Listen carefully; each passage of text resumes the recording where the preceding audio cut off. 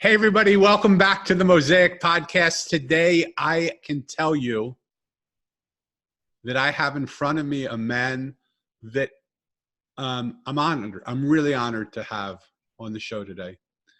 He is one of the most respected and beloved poet philosophers in America today. He is a Pulitzer Prize nominated individual and an international best-selling author of 25 books translated into 18 languages. He was a dean of UCLA at the age of 22. Unbelievable. When most people are just going to college, he was a dean already there. And at 30, he was a fellow at several esteemed think tanks. And he served as a private advisor to corporate and political leaders.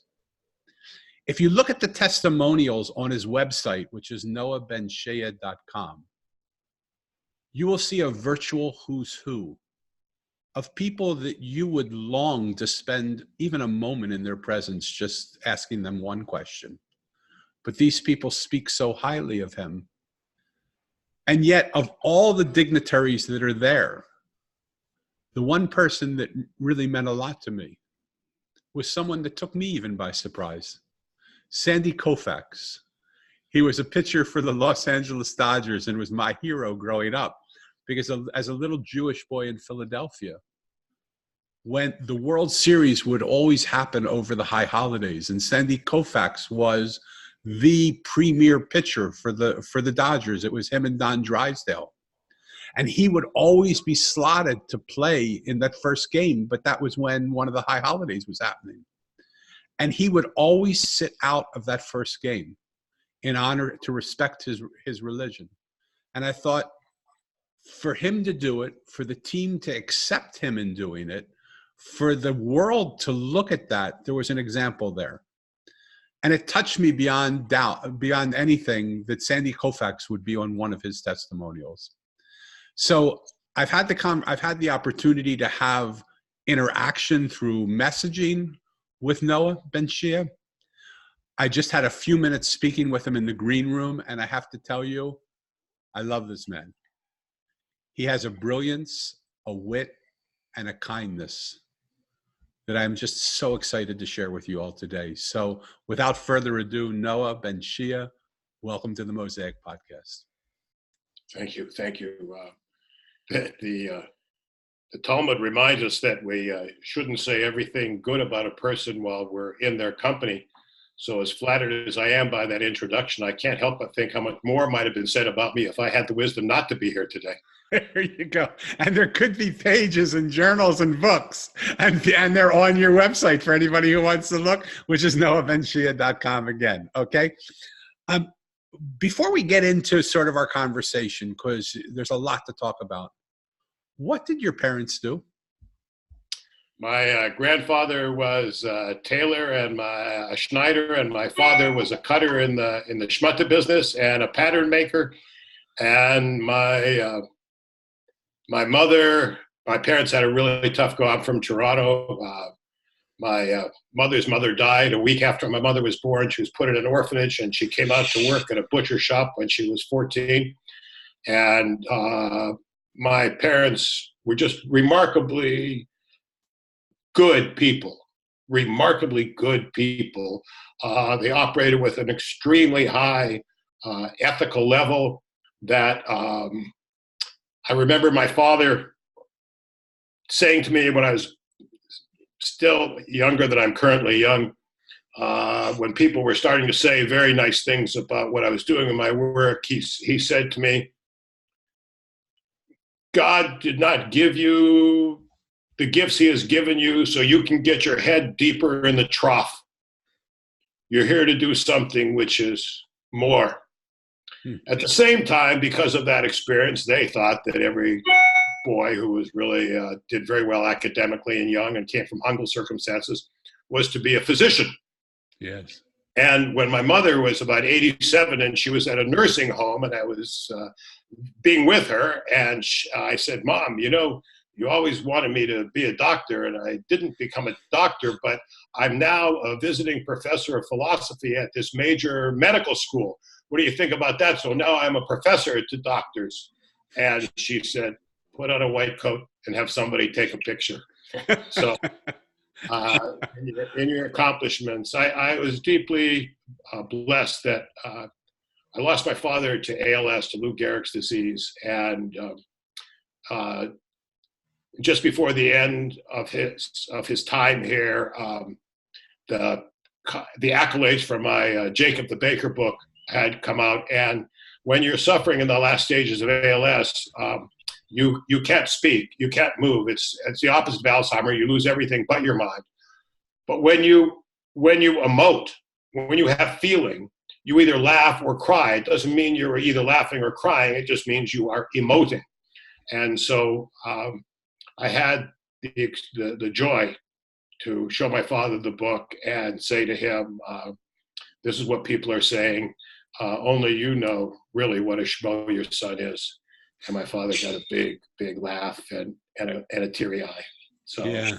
Those are my mom and dad. That's what made, my father used to cut great patterns on the dining room table so we could make extra money. We had a struggle economically. We moved a lot, but there was no doubt that I was loved and cared for, and reminded that I had been blessed. Yeah.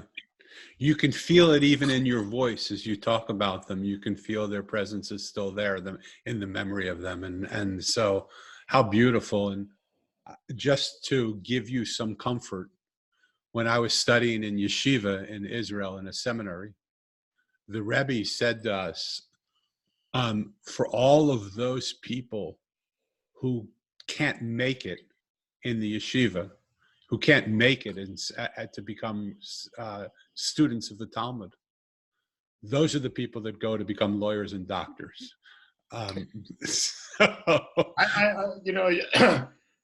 Somebody asked me once whether I believed in reincarnation. I said, I do. I just don't think you have to die to be reincarnated. Yeah. So in my lifetime, I have found myself in a number of different roles. And I'll share this with you because I think, to the extent I think it's insightful about how, however the viewer might come to have a vision about who your interview is today. Let me share this. My wife and I like to be in San Francisco between Christmas and New Year's. We like it there. The city is pretty empty. We're up in our hotel room. This is not that long ago. And we're up in our hotel room, windows up, rainy night in San Francisco. What a surprise. You can hear the taxis honking below. And on TV, we're watching Peter Drucker, the great business guru. On the NPR public television has the best shows from the previous year. So they asked Peter Drucker, they said, listen, you have been a guru to the chairman of GE and the chairman of General Motors. What was the first question you always asked them? He said, oh, that was easy. The first question I always asked him is, do you know what your work is? And when he said that, I felt as if I was listening to a Zen master who was lifting up a bamboo stave and whacking me and hearing, Noah, what is your work? And I said, okay, well, I've been a best-selling author. I've won these awards. I spoke to the Library of Congress. I ran my own litany, a bit of dean here. I've had some success in different ways. I said, no, I'm here to be a source of strength to others. That's my work. Wow. That's what I've come to know. So regardless of the jobs or what might pass for a title, my wife always laughs that Noah always forgot to get a job in his lifetime. But I have my work is to be a source of strength to others. And I feel blessed to have it. I'm reminded that E.B. Singer, Isaac Bashevis Singer, they were telling him when he won the Nobel Prize for literature, it must be great. What you call writing. He says, what you call writing, I call hearing voices. And they said, that must be great. He said, maybe, except when I stop writing, the voices don't stop. So let me ask you a question. For all those people who may not be as clear as you on what they do, but they're stuck in the other side of what they do, but would love to be a source of strength for people no matter what they do, what counsel would you give them? Because so often we look at the job of what we do from 9 to 5 as opposed to the impact that we have as what we do. What would you say to those people? Let me share this with you. I'll come back a bit on it, in my own shorthand. The number one illness in the world is depression. The number one reason for depression is stress. The number one stress is people trying to be in control of what is not in their control. You're not in charge of what the world delivers to your doorstep. You are in charge of your response. Respond, don't react. Beautiful. I wake up in the morning and I'm taking a shower, and it's whatever time it is. I get up early and work early, but I say to myself, well, I haven't been dishonest. I haven't hurt anybody's feelings. I say, but it's not even dawn yet, Noah, so you still have plenty of time to make mistakes. Here's the story. There's no mission accomplished. We live on a little blue ball, spinning in space at 1,060 miles an hour. That you know it or don't know it, doesn't matter. It has nothing to do with the truth of it. Because people thought the world was flat didn't mean that Columbus sailed over the edge, right? We live in this. You live in a ball that's spinning at 1,060 miles an hour. You're going to find your balance and lose your balance many times in your lifetime. You'll have your terrible 2s, your awful 7s, your terrible 14s. I'm not so sure 27s. I was right when I was 38. I'm wrong at 45. I'm alone at 55. I don't have the money I need at 66. Where am I going after this at 77? You will find and lose your balance. It's not. The question is, the question is, what do you do when you lose your balance? And to this, I have this response. For the last 12 years, one of my things that I've been asked to play is a role of a national philosopher for a number of groups dealing with addiction and recovery. I'm not in recovery, but everybody dealing with addiction, it's emblematic of something else in their life that isn't working. When people, and my work has been about how our mind works and why we get caught and how to get uncaught. A lot of people will say, I screwed up so badly. I made all these mistakes in my life. I ruined I say to them, I'm not interested. I said, a lot of people were raised to think that beating yourself up is an act of character. It's not, right? The important thing in life is not to be self-abusive, but to be self-accountable. In Judaism, when you do tshuva, you're supposed to turn and look at yourself. You're not supposed to turn and beat yourself up. When you do penance, you're supposed to turn and look at yourself, because if you beat yourself up, then you feel so diminished that you don't think you can do anything. Tell a child he's a fool for long enough, you'll be a prophet. Right? So, and also if you think you beat yourself up, you think you've done something, so you think there's some kind of catharsis, but nothing's been achieved except your own diminishment. The responsibility in this lifetime is not to be self-abusive, it's to be self-accountable. So anybody who finds himself feeling disappointed in their 9 to 5 or 5 to 9, and if you live a different life and you're 5 to 9 and 9 to 5, you're just a successful schizophrenic as far as I can see it. The real challenge is to be your best self in anything you do. We all have different jobs. We all have different work. Just honor your work. And at the end of the day, Danny, our work in this lifetime isn't what we do. Our work in this lifetime is who we are. Mm-hmm. So that would be my... Yeah. One of the big things that one of my big missions in my life is that there are so many people who feel that their voice doesn't mean anything anymore, that their voice, they can't get heard. Even those of us who have voice, there's noise. The world is so full of noise. It's often hard to be heard because of all the noise that's out there. But how about the little people like the street cleaner and the juice man and the baker and the gardener and all those people who maybe have been told their whole life, just remain quiet, just be silent, just get through life without making too many waves. My job, my mission now is to get out into the world and film those people and create a docuseries called The Voice of the Voiceless. Because in a world where we have 8 billion people, we have 8 billion solutions to problems that should no longer exist in the world. There's a lovely Hasidic suggestion that if you were to treat every person you met as if they were the Mashiach, as if they were the Messiah, it wouldn't make any difference if they weren't. That's right. I love it. Love it. You know, to do it. So that's why in this line, this is with the same spirit, is why I wanted the character of Jacob the baker. But in all candor, the character of Jacob the Baker was suggested to me by an editor of a small religious publishing house who was a dear friend and had been a student of mine when I was at UCLA. And he saw that the character of Jacob was in me. And so when people have asked me across time, are you and Jacob the same person? My usual response is, we are, except I'm the one with character flaws. So talk to us a little bit about Jacob the Baker. For those of people who, on my show, who have been living in a cave and don't know Noah, Noah has written tons of books, 25 of which have been translated into 18 languages. But maybe the signature book that started it, maybe I have it wrong, maybe that's just my thought, is the Jacob the Baker book. And there's something so completely compelling about that story and completely innocent about that story. But for those people who don't know who Jacob the Baker is and what and how you came, you started a little bit by saying one of your students suggested you write your story through Jacob the Baker, basically. But tell us about Jacob the Baker. Jacob is a book I wrote over 2 years, from about 4 o'clock to 6 o'clock in the morning, because that was the only time slot I had in my life. I had 2 young children at the time, and actually had done, after leaving a couple of the think tanks, I'd done some other things, and I thought I always loved trying to make the world a better place, and everything I had done had been verbal or intellectual. So I love cooking. And I said, why don't I start a bakery? And so I thought it would be fun. And it didn't turn out to be fun. It turned out to be a success, which was a very different ride, but it was a very intense ride.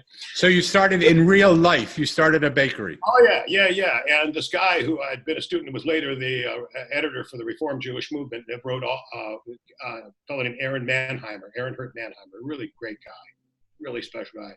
He wrote me a letter. I was now in my early 30s, and he said, Noah, all those stories you used to tell in your 20s, because I was invited early on to be a speaker for a lot of different groups. And I said, okay, Aaron, listen, Aaron. He said, I want to do an interview book with you. I said, okay, Aaron, why don't you just send me the questions? I'm a little busy right now. So he sent me a couple months later. He says, there's so many interview books. He says, why don't you do a book about a baker he was very nice, so wise like you, who people are always coming and asking. So this is questions. Here's the story about Jacob the Baker. 2 years, 4 o'clock to 6 o'clock in the morning. I was paid enough at the outset to do this book that I bought a leather jacket, just to keep it in perspective. I had no anticipation of where this was like the fast track to anything. And what they say, and to your point, play the part, not the result in life. Play the part, not the result. So Jacob is a poor but pious baker who lives an anonymous life in a timeless world. And while he's waiting for the oven to come temperature in the morning, he writes little notes to himself, trying to make sense of life to himself. Unknown to him, one of his notes falls into the dough, gets baked into a loaf of bread. A woman comes, purchases a loaf of bread, goes home, opens the bread, sees this note. Suddenly the note speaks to her in a way that no one's really spoken to her, and with a depth of understanding that she's not sure where to park it. She runs to the bakery to see what's happening, and soon she and the rest of the world discover there's this rather amazing, unnoticed baker living among them. So now people come to the bakery, the lines at the bakery, to ask Jacob questions about prayer and love and friendship, and he answers in these little parables and stories that I've written. And the children come after school and sit on the flour sacks, and he tells them stories. And that is the premise of Jacob the Baker. Beautiful story. The first of 4 books that I did in this line. When they finished it, the book everybody started like, it's a lot of noise. And this book that was going to be for a small publishing house came in and was purchased by Random House. A number of houses started cross bidding on it, and it became and it started getting translated to a lot of languages. And so play the part, not the result. that was my experience. I used to, my graduate work was in poetry and philosophy, and I had a book of poetry that came out when I was 23 that won an award from the Southern California Poetry Society. But I used to tell people that poets never had to worry about selling out. There was no one buying. Right. Nobody buys poetry. It's like writing poetry was like throwing rose petals over the Grand Canyon and waiting for the echo. It didn't happen. So these things unfolded in ways you wouldn't have expected. So I wasn't like doing this. I wasn't stepping into who I might yet become, accessing information I might yet have access to, because I knew where it would lead. For example, when I started doing this, there was no Starbucks coffee. Right. And you saw the testimonials. There's Howard Schultz, the chairman of Starbucks, who was given the book by the chairman of Costco.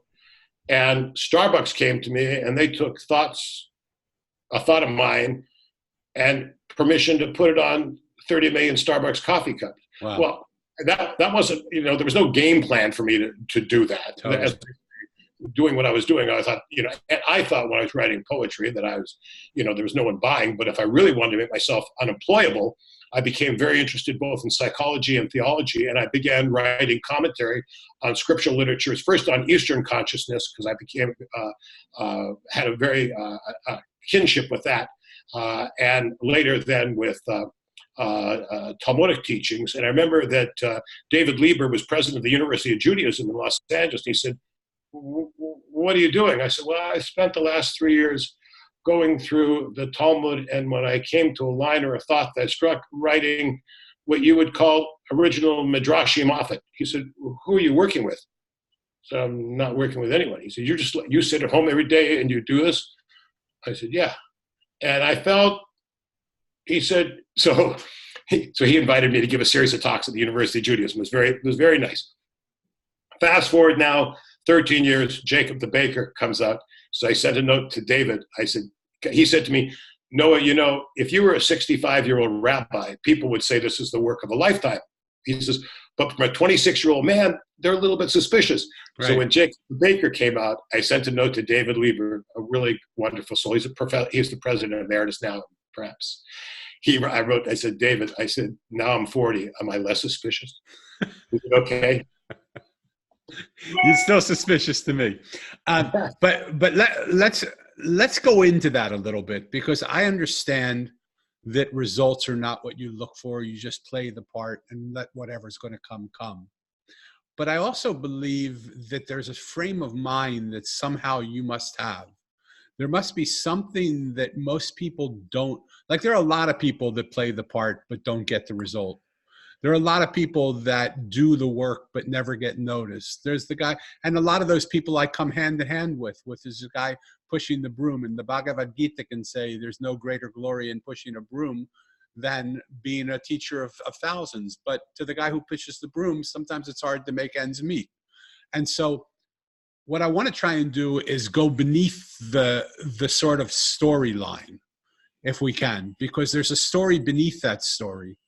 There's a frame of mind. There's something that if you would dive into it and share that with the people listening, that I think could be very helpful to them, because it isn't just play the part and watch the result and don't worry about the result, because there are millions of people that play the part and don't worry about the result and get nothing.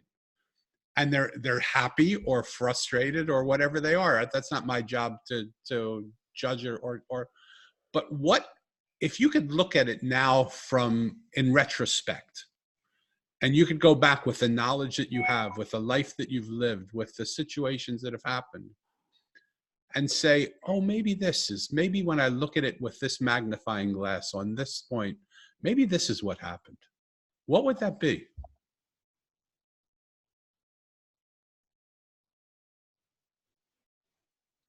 I don't know. I honestly, I know this. When I was invited to became invited to give a lot of talks in my middle 20s, late 20s, and I initially would think that when I went up to the stage, that I would be dragging this large bag filled with everything I know. And then I began to realize that in order to hear the truth, we just have to listen for our deafness. In order to see the truth, we only have to go in search of our blindness. In order to know wisdom, we only have to go in search of our ignorance. You know, they asked Michelangelo how he sculpted a David. He said, I just chipped away the parts that didn't belong. Right. So from my perspective, after that, when I went up to give a talk, I was only responsible for standing up there and being a guy that knew that I had profound deafness, profound blindness, and profound ignorance.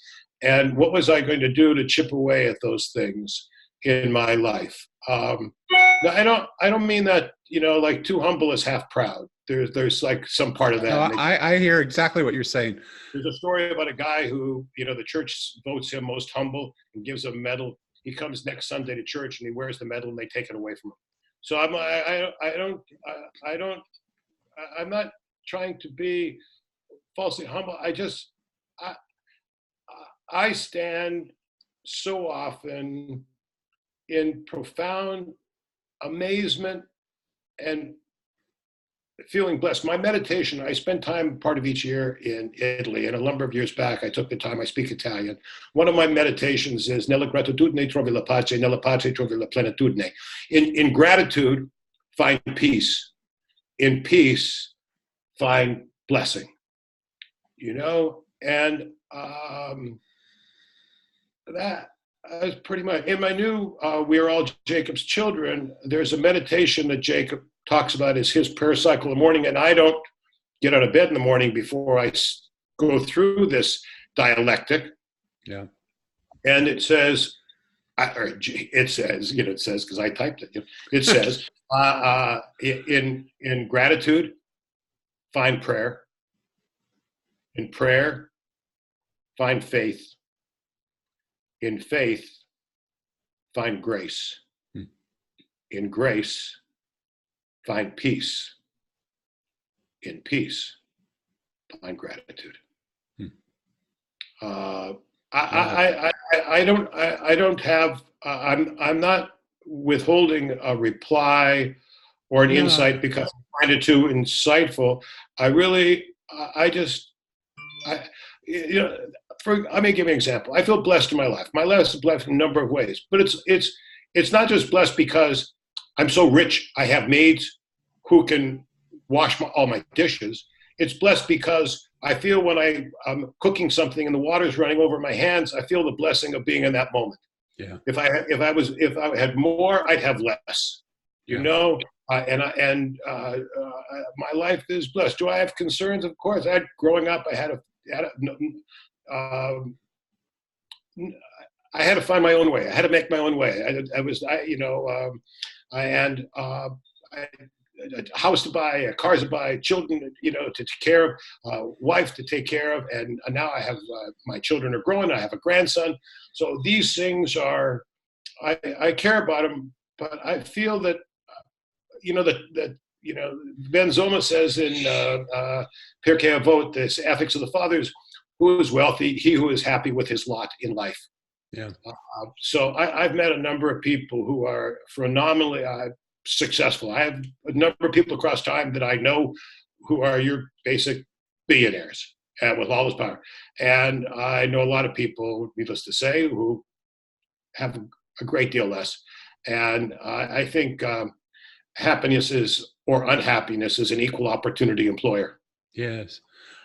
A lot of what I found in the work that I'm doing in the life that I've lived is I've had the opportunity to sit with some of the wealthiest people in the world as my friends, not just to listen to them on lectures and stages, because I've had that opportunity to know their children, to know their parents if they were depending on who was the one who had all the money.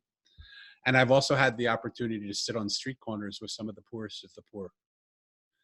And what I found is that no matter what religion they practice, no matter what color their skin, no matter how big their mansion or their cardboard box, no matter what border they live behind or what spiritual practice they practice, everybody wants the same thing. They want to be loved and accepted. They want to be listened to and heard. They want to be validated and understood. And that we can give that to each other. And one of the things that I see in the world that I live in now is some of those people that I grew up with that were my friends, who are billionaires now, who are richer than God themselves.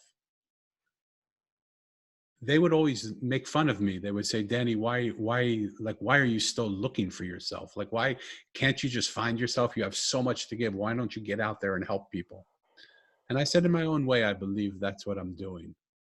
But I had the opportunity to be in New York, and I was staying at the Mandarin Oriental, and I was walking back into the hotel through the elevator into the lobbies on the 34th floor overlooking the park. And one of my friends from years and years ago, who I haven't seen in years, was walking into the elevator. It was about 11 o'clock at night, and I was coming home and he was going out. And I said to him, Neil. And he looked at me and he didn't recognize me at first. He said, Danny? And I said, yeah. He said, what? I said, what are you doing here? And he said, well, I'm just going out, but I'm going to cancel my trip. What are you doing right now? I said, I'm here. Like, I haven't seen you in so long. Let's just sit together. And we sat. The bar closed, but he said, I have a bottle of scotch up in my room. He went up and got a bottle of scotch. He brought that. I said, I have a couple cigars. So we sat and smoked cigars and had over a bottle of scotch from like 11:30 at night until maybe 4 o'clock in the morning. And he looked at me and he said, I have to tell you something, Danny. I am so sorry. Because I rode you really hard.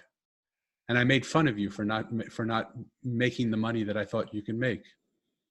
But I have to tell you, with all the money that I have, I would give every cent of it if I could feel the peace that I feel in your eyes when I look at you right now. I'm on my 6th wife. My children don't speak to me. My money can't buy me my health, and my health is leaving me. And I said, brother, it's not too late. You can start right now.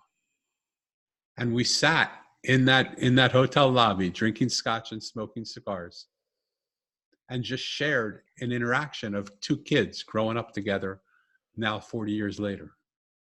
And it was so beautiful. And so what I really believe that as people would see the stories behind the stories of what the stories are, because you're a beautiful storyteller, I'm a beautiful storyteller, but our stories often are not the reality of the story that really exists. I would love your input on that, because I'm working with somebody right now who said, it's so hard for me because you're such a good storyteller that I almost want to get caught up in your stories, but I want to know you without your stories. In my book, The Mosaic, Mo, the main character, who's lost his parents 2 years apart on the same day, and he asks the adults where his parents are, and they tell him they're in heaven, so he sets out in search of the place called heaven. And I can't wait for you to read it and hear your feedback, because I'm sure it will be very insightful to me. But one of the people he meets is a mirror maker. And what he's learned up until that point is to see what other people can't see. And by the fact that he comes into her shop, she knows that, because nobody sees her shop. It's on a crowded street, but nobody sees her shop. And when he walks in, she's surprised, but she was told by a wise one many years ago that some boy would come many years later. And when she sees him, she knows he's the one. And she sees him and says, I know that you can see what others can't see because you found my shop. Now, when you look into the mirror, tell me what you see. And he said, I'm afraid I see just the stories that people have said about me. She said, no, that's what everybody sees. Now that you can see what you can't see, let's learn to see what you can see. Tell me only what the mirror shows back to you. Don't tell me what you put into the mirror. Tell me what the mirror says to you. And it's a beautiful moment. So in a life as a storyteller, it's a long way to ask a very simple question. In the life of a storyteller, what's the story that you've never been able to tell to anybody that's beyond the stories that you tell? It's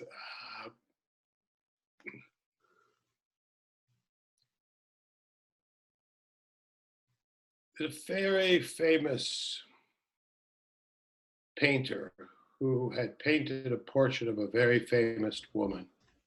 She said, "It doesn't look like me." And he said, "You will. You will."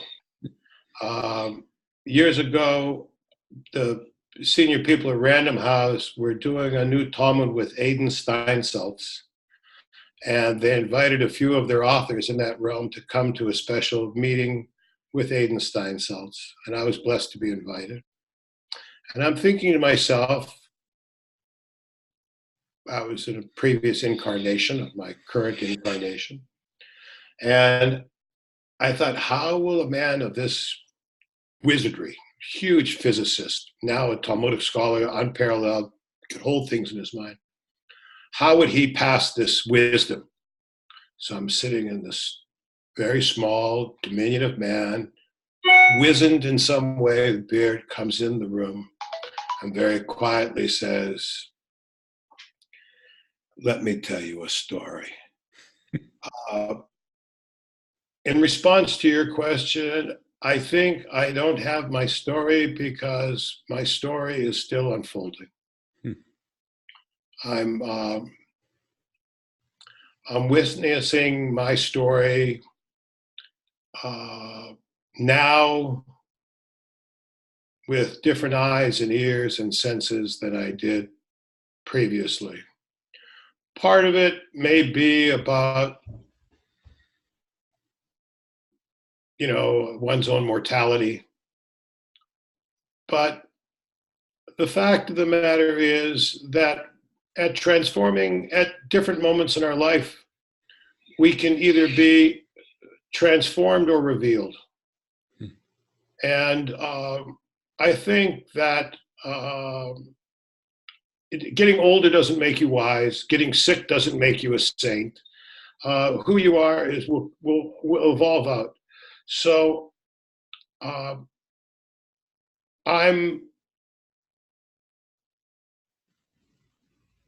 on the bus.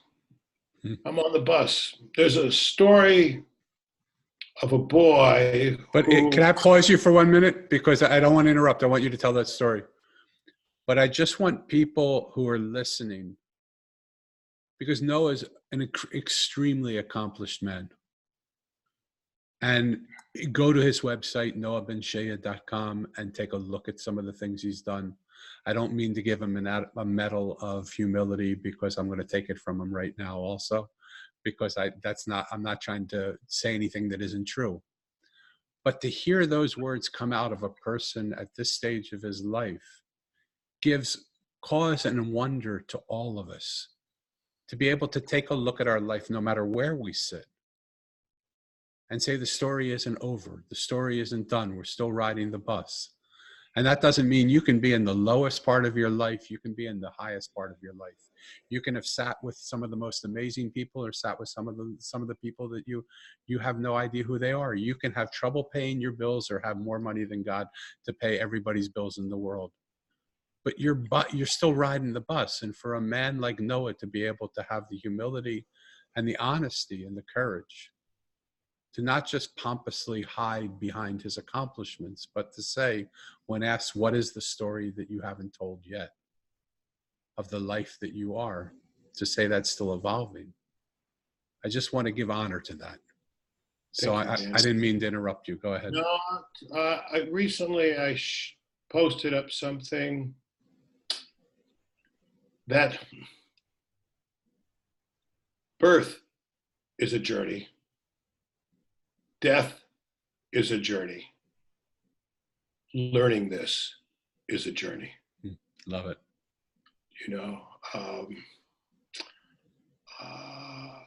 I don't.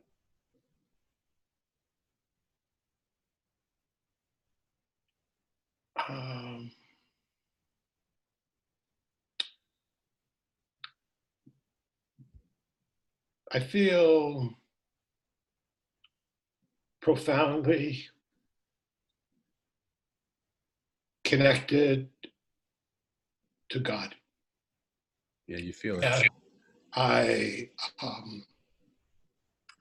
And the quid pro quo that seems to be so much in the vernacular is that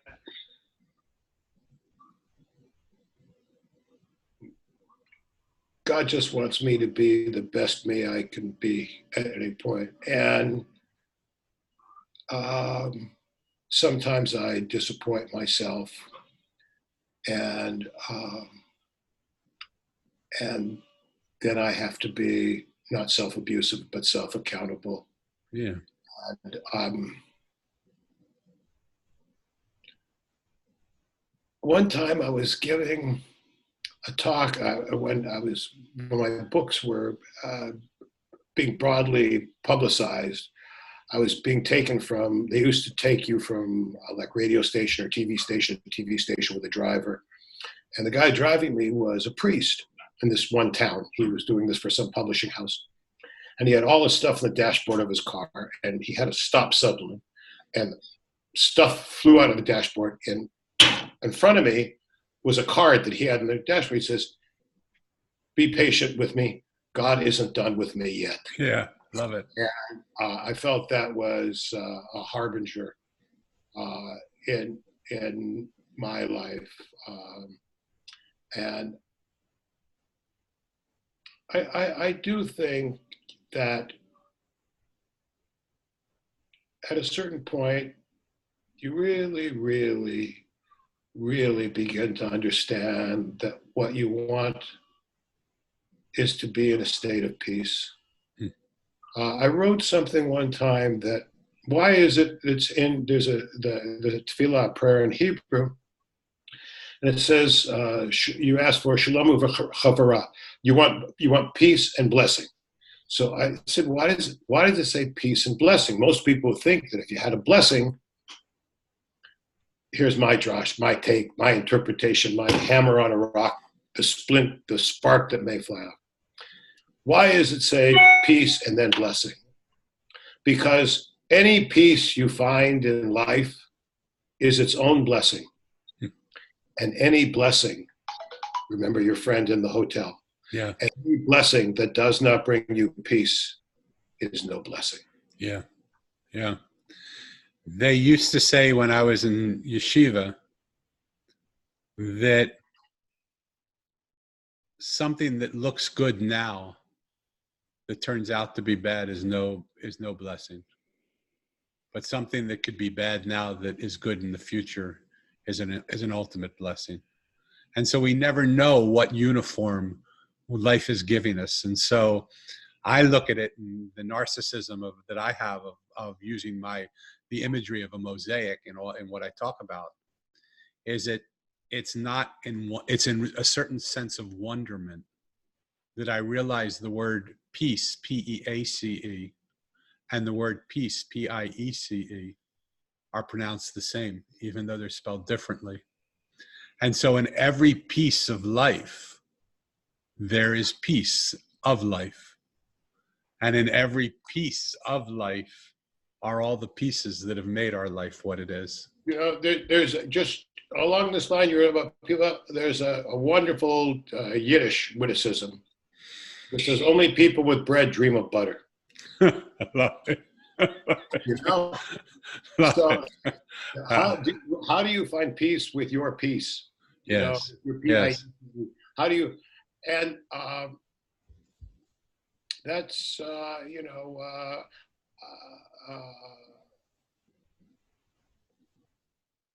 I'm on the bus. Yes, you are. Let me shift you a little.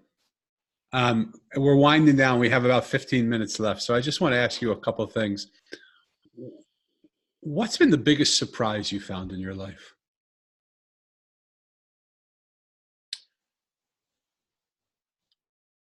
I asked myself this question because it dawned on me that I'm a guy who's not without purpose or a willingness to work towards something. But the women that I fell in love with were not brought into my life by my purpose. And my children, who I love as life, were not a decision. Okay, tonight I will make a son, tonight I will make a daughter. And my grandson, who I have this, was not brought into my life because I manifested with purpose, clarity, and a determination for my children to have this. So I've witnessed that the most important things in my life, including my work, because initially because I did well academically in maths and sciences, my wife laughs. I can remember almost anything I had read once or a quote, but I can't find my car in the parking lot sometimes. Right. A book out called Compass for Leaders, and she laughs. She says, "Oh, the compass strikes again." So I have that, but I was at this camp. I love nature and being outdoors. I've been very physical my whole life. I'm working out and stuff. My uncles were boxing champions in the Canadian Army and stuff. And I met this girl at this camp, and I was trying to, I'd say seduce her, although that's in those days, seduction mostly involved being able to kiss, Right, right. Hold hands across the lake, right? Going on. And so I said something to her, and she says, that was pretty smart. I said, really? I said, I could do that almost every day. She said, really? And so for a number of nights while I was up there as a nature specialist at this camp, I would tell her something that I'd been thinking about and find a way to articulate.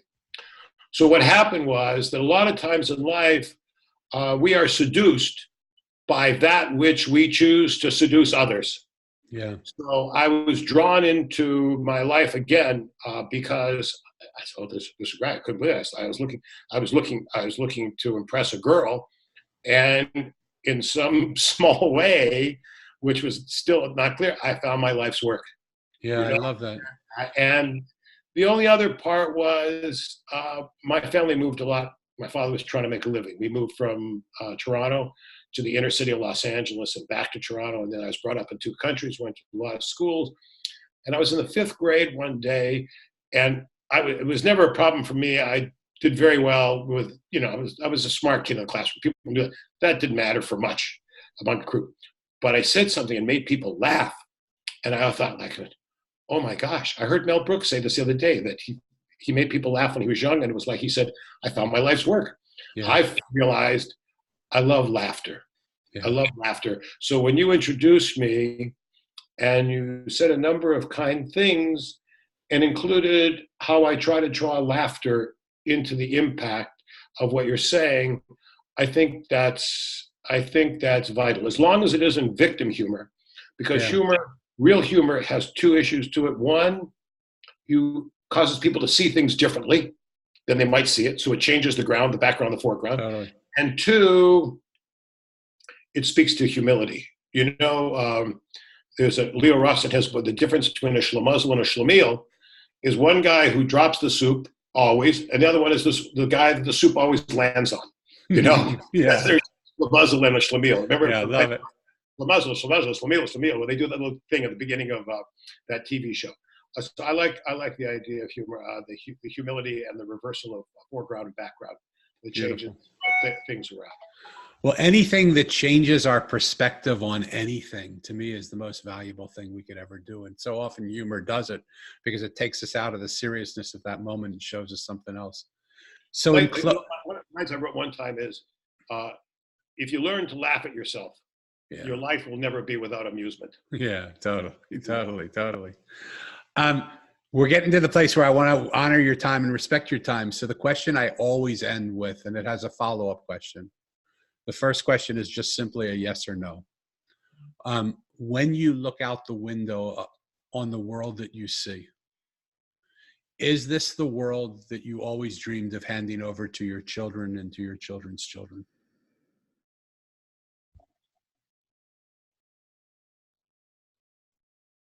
No. And you may revel in the fact that probably 97% of the people that I ask say that. Answer no. And for those people who answer... What I do think, I want to leave them with, which may be your follow question. So Yes. just like, is I have lent them and given them an attitude Totally. to look at the world. Totally. That's what I think we can bring to it. Comes back. We're not in charge of what the world delivers to our door. You are in charge of your response. Yeah. Respond, don't react. Yeah.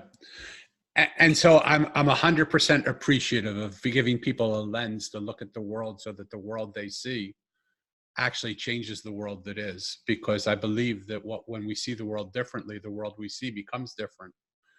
It's the we don't see life as it is. We see life as who we are. Exactly. You change how you look at the world, you'll change the world. But let me follow through on the question without all what we just did. Because in a world where 98% of the people answer, no, this is not the world that I always dreamed of handing over to my children. And we can put a beautiful lens on it, and we can make pink glasses look at it, and we can see it in a way that makes it better than it is. What do you feel? Makes it better than it is, makes us better than we are. Makes us better than we are. Good, like it. What would be one thing that people could do from all of your experience and your knowledge that could allow this world to move in the direction of being the world that we would want to give to our kids? So we see the world that's here. What would be the one thing that you would recommend that each person listening today does to alter the momentum that the world is on and make it a world that we are happy to give to our kids? To borrow from literature, and because my wife reminds me I'm always looking to get the gold star from the time I was a child in school. To answer your question, I offer there are 3 things that we can do to make it different. Those 3 things: number 1, be kind; number 2, be kind; number 3, be kind. Beautiful. Yeah. I don't know if you can see this, but I wear on my wrist a challenge. Yes, until you can be kind to you cannot be kind to others. Until you can be loving of you cannot be loving to others. I want to, if I may, for those listening or have taken the time or lent their time to listen or to witness today, I want to offer this blessing. May you go from strength to strength and be a source of strength to others. Beautiful. Thank you. Thank you so much. As people listen, as people listen and want to know more about you, want to know more about what you're doing, I know we have noahbenshea.com, and those are going to be in the show notes. They can take a look now that I'm working on for a while that I think might be, it's called, when I was very young, I was a dean at UCLA.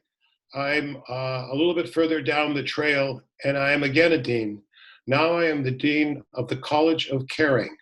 If you would look at collegeofcaring.com. Great. And the tuition at the College of Caring is a warm heart and an open mind. Right? And the accreditation is you get to have a warm heart and an open mind. College of Caring, Noah BenShea. Blessings, folks. Blessings, blessings, blessings in your life.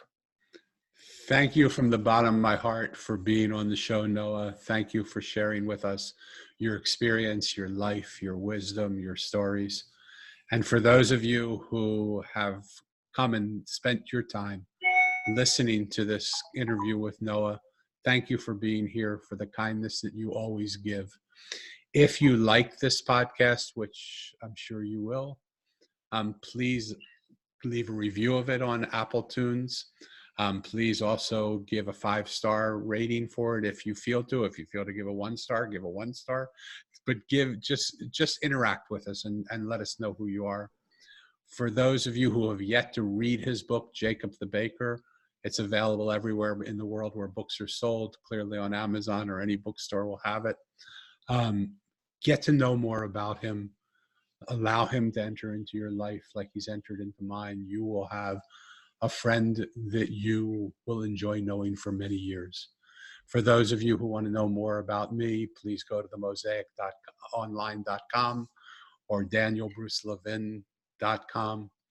It's an honor to share these moments with you. And from the bottom of my heart, I thank you, Noah, and I thank those who have listened for the opportunity to sit together with you and share. Thank you, Danny. Thank you. Until next time, thank you, everyone. Have a great day.